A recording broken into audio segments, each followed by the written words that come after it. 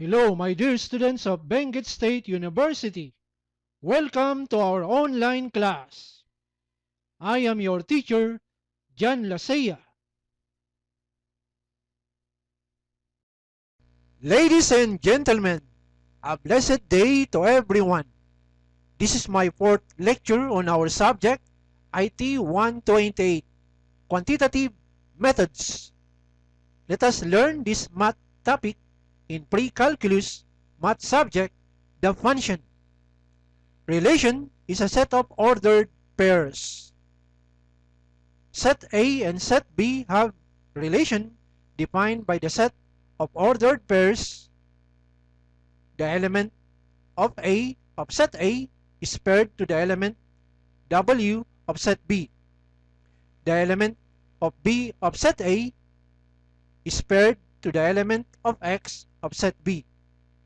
The element of C of set A is paired to the element Y of set B.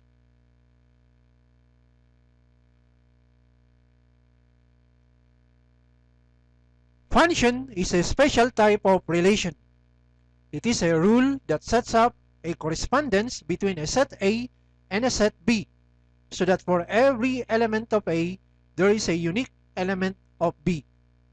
For example, a function f is a rule that assigns to its element x in a set A exactly one element, called function of f of x in a set B. The image on the left, the relation of set A and set B, is a function because the elements of set A have exactly one element to the elements of set B. For example, element 1 of set A has exactly one pair element 20 of set B. Element 2 of set A has exactly one pair element 20 of set B. Element 3 of set A has exactly one pair element 30 of set B. The element 4 of set A has exactly one pair element 40 of set B. The image on the right, the relation of set A and set B, is not a function because the element 2 of set A assign values 20 and 30 of set B. Thus, it violates the rule of function, which for every element of A, there is a unique and only one element of B.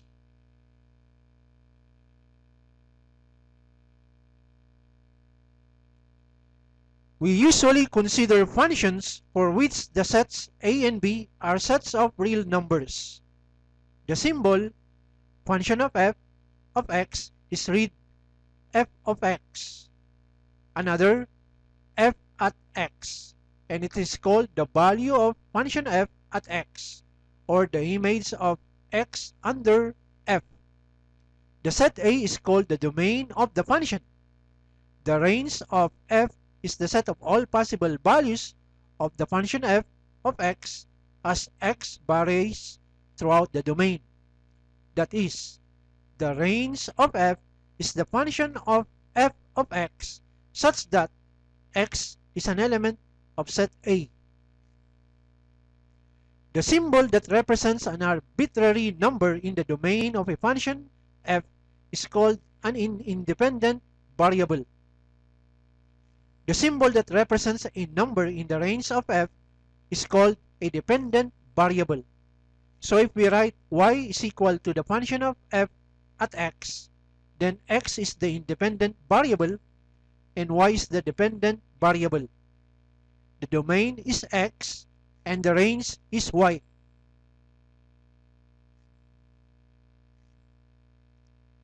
It is helpful to think of a function as a machine. See the figure below. If x is in the domain of the function f, then when x enters the machine, it is accepted as an input. The machine produces an output, which is the function of f at x, according to the rule of the function. Thus, we can think of the domain as the set of all possible inputs and the range as the set of all possible outputs.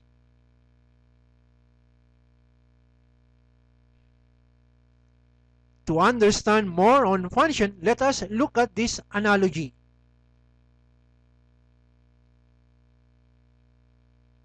An example function is y is equal to the function of f at x is equal to this rule x squared plus 7. If x is equal to 3, then find the value of y.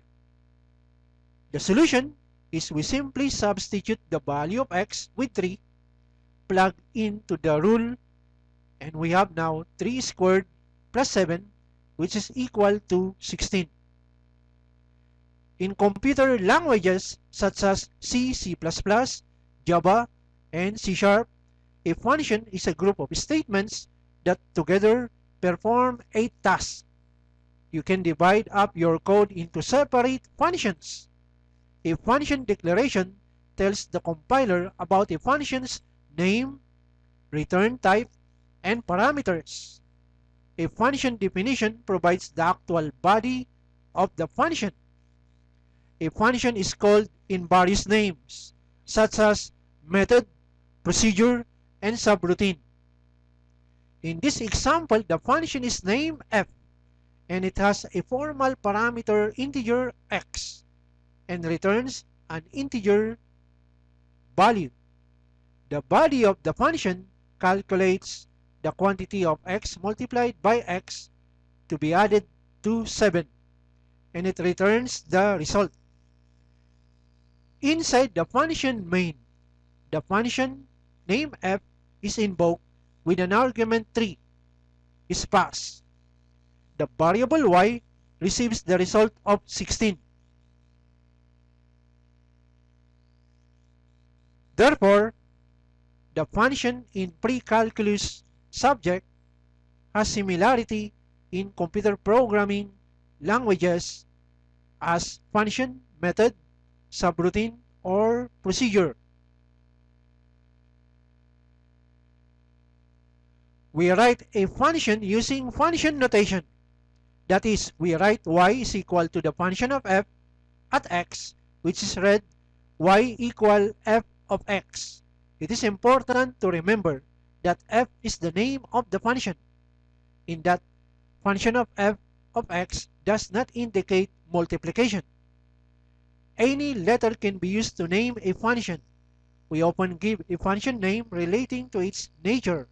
For example, cost function could be function name c of x. This notation indicates that with each x there is a associated unique c. Suppose that we write a y is equal to the function of f of x is equal to x plus 7. When x is equal to 2, we substitute 2 for that value of x into the function to obtain 2 plus 7 is equal to 9.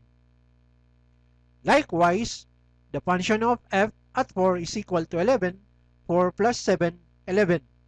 And function of f at 6 is equal to 13, 6 plus 7 is equal to 13. Here is your assignment. For y is equal to the function of f of x is equal to negative x squared plus 2x plus 1, find each of the following. What is the result of function of f at 1? Number 2, function of f at 0. Number 3, function of f at negative 2. And number 4, function of f at x plus 1. For y is equal to the function of f at x is equal to x cubed minus x, find each of the following. Number 5, function of f at 2. Number 6, function of f at negative 2. And number 7, for what x values is function of f at x is equal to 0. I posted your fourth assignment in our Google Classroom. Please answer and accomplish it. That ends our topic for today. I hope you have learned in my class. Thank you for watching. Carry on until tomorrow. God bless us.